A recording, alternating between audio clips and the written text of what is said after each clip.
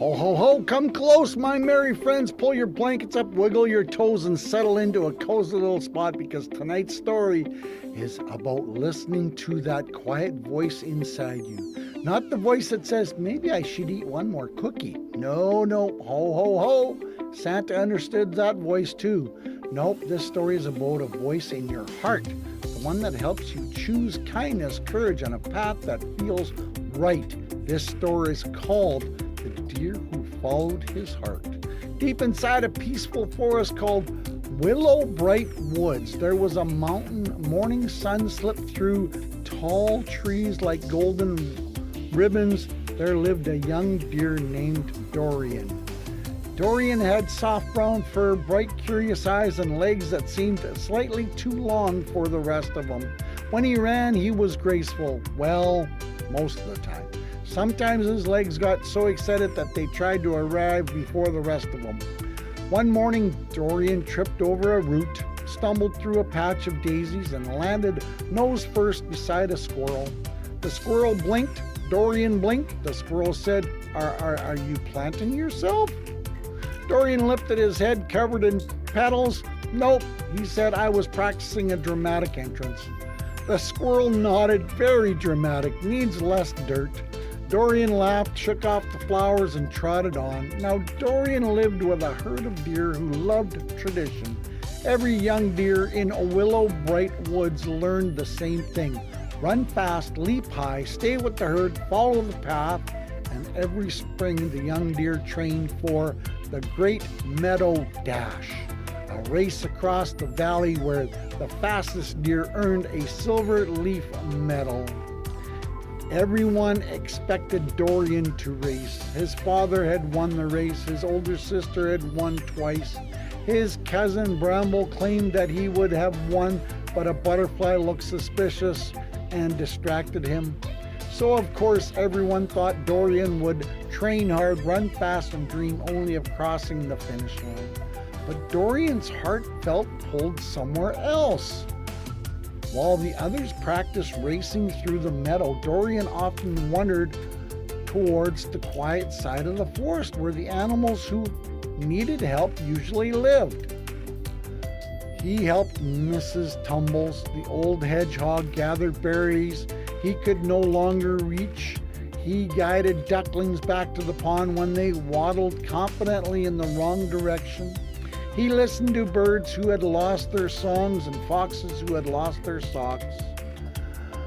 Yes, my friends, even foxes misplace socks, and they act very dramatic about it.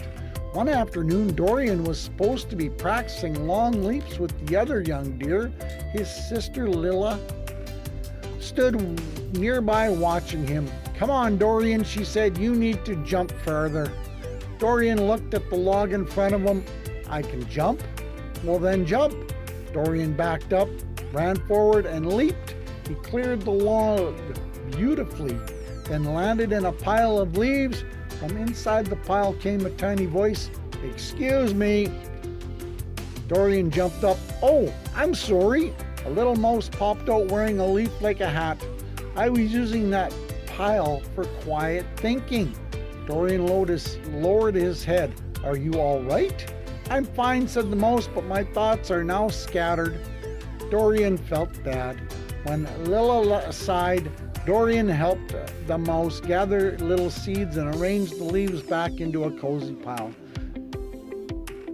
Dorian, Lilla called, we're training. I know, he said. I'll be there in a moment. The mouse smiled. Thank you. Dorian smiled back, and in that moment, helping felt better than jumping. Later that evening, the herd gathered beneath the silver birch trees. The elder spoke about the coming race. This year, said Elder Rowan, a wise old deer whose antlers like twisted branches, we expect strong runners and brave hearts. Dorian's ears lifted. Brave hearts? He liked that part. Then Elder Rowan continued. The path has been marked. The young deer must stay on it. Dorian's father nudged him gently. You'll do well, he said. You have strong legs. Dorian looked down at them. They are very enthusiastic legs, his father chuckled. But your heart must be in it too. Dorian looked towards the darker trees beyond the meadow. My heart might be somewhere else. His father's expression softened. Where? Dorian wasn't sure how to explain. I like helping. I like noticing things. I like going where someone needs me. His father listened quietly. That is a good heart to have, but everyone expects me to race. His father smiled gently. Expectations are like trails in the snow. They show where others have walked, but they do not always show where you are meant to go. Dorian thought about that for a long time. The next morning, race practice began early. The sun had just peeked over the trees when the young deer lined up at the meadow's edge. Bramble bounced in place. I was born ready, he announced. Lilla smiled. You said that before you tripped over a mushroom. That mushroom moved, said Bramble. It did not. It had suspicious energy. Dorian laughed. The race path carved through the meadow, around the old oak, across the shallow stream, and back to the starting hill. The whistle blew, the deer took off, Dorian ran with them. The wind rushed past his ears. His hooves tapped the earth. For a moment it felt wonderful. Then near the old oak tree he heard something, a soft cry. Help! Dorian slowed. The others kept racing. Help! Came the voice again. Dorian looked towards a narrow trail leading away from the marked path. His heart tugged. The race path went left. The voice came from the right. Dorian stopped. Bramble called from ahead. Dorian, wrong way. Lilla shouted, stay on the path. Dorian stood frozen. Then he heard the voice again, smaller this time. Please! Dorian took a breath and followed his heart. He turned down the narrow trail. Branches brushed his sides. Leaves crunched under his hooves. Soon he found a young rabbit named Pippa stuck beside a fallen branch. Her paw was caught gently but firmly beneath a twist of wood. I can't move it, she said, trying not to cry. Dorian lowered his head. It's okay, I'm here. He pushed the branch with his antlers. It did not budge. He tried again, still stuck. Dorian looked around thinking, then he spotted a flat stone nearby. He used it to wedge beneath the branch, lifted carefully with his antlers, and pushed with all his strength. The branch shifted. Pippa pulled her paw free. I'm out, she said. Dorian sighed with relief. Can you walk? Pippa wiggled her paw. A little. Dorian crunched low. Climb onto my back. I'll take you home. Pippa climbed up carefully. You're missing the race, she said. Dorian smiled. I think I found something more important. By the time Dorian returned to the meadow, the race was over. Lilla had come in first. Bramble had come in third after stopping to accuse a butterfly of cheating. The herd cheered for the winners. Dorian stood at the edge, Pippa safe beside him. Some deer looked confused. Others whispered. Elder Rowan stepped forward. Dorian, you left the path. Dorian lowered his head. Yes. You knew the rule. Yes. Why did you leave? Dorian swallowed. I heard someone calling for help. The meadow grew quiet. Pippa hopped forward. He helped me. I was stuck. I couldn't get home. Lilla's eyes softened. Dorian's father watched silently, pride growing in his face. Elder Rowan looked at Dorian for a long moment, then he nodded. The path was made for a race, but your heart led you where kindness was needed. Dorian looked up. Am I in trouble? Elder Rowan smiled. No, young one, you are learning what kind of deer you are. That evening, the herd held the celebration. Lilla received the silver leaf medal. Everyone clapped. Dorian clapped the loudest. Then Elder Rowan lifted another leaf, a golden one shaped like a heart. This is not for speed, he said. This one is for courage, kindness, and listening when someone needed help. The herd turned towards Dorian. Dorian's eyes widened. Me? Yes, Elder Rowan, for following your heart. Dorian stepped forward slowly. The golden heart leaf was placed around his neck. It was worn from the elder's hoof and caught the sunset like a small flame. Bramble leaned over and whispered, "Does this mean you beat me?" Dorian smiled, "Not in the race." Bramble nodded, "Good, because I was very nearly second." "You were third." "Very nearly second," Bramble repeated proudly. Everyone laughed. Later, Dorian sat beside the stream with his sister. "You scared me when you left the path," Lilla said. "I scared me too, but you did the right thing." Dorian looked at the golden heart leaf. "I didn't know if I was supposed to be a racer."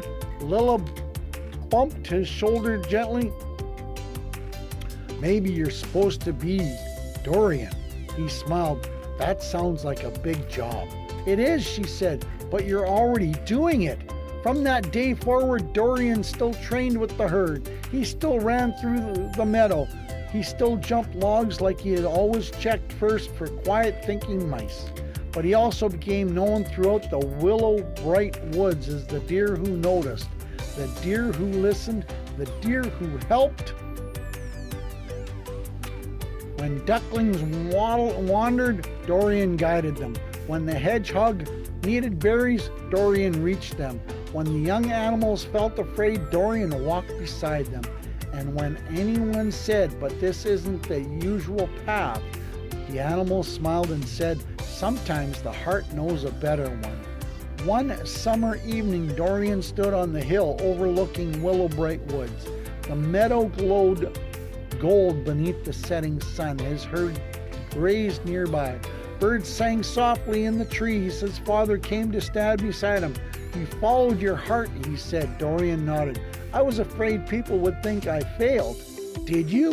Dorian looked down at the forest where Pippa and the rabbit were now hopping happily with their friends. "Nope," he said. "I think I found my way." His father smiled. "That is better than winning any race." Dorian breathed in the sweet forest area. "I know now that being brave did not always mean being the fastest. Sometimes bravery meant stopping, listening, turning around, helping, and choosing the path that made your heart feel steady and true." From that day on, whenever the young deer of Willow Bright Woods trained for the great meadow dash, Elder Rowan always reminded them, "Run with strong legs, yes, but live with a kind heart." Because sometimes the greatest finish line is finding where you were meant to go. And here's the moral of the story.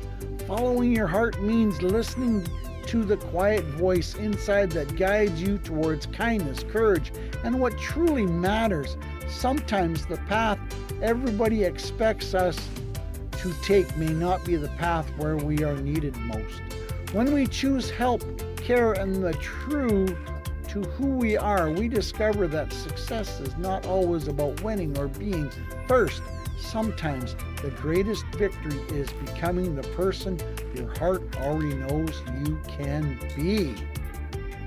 Wow! Do you follow your heart? Or do you want to win the race?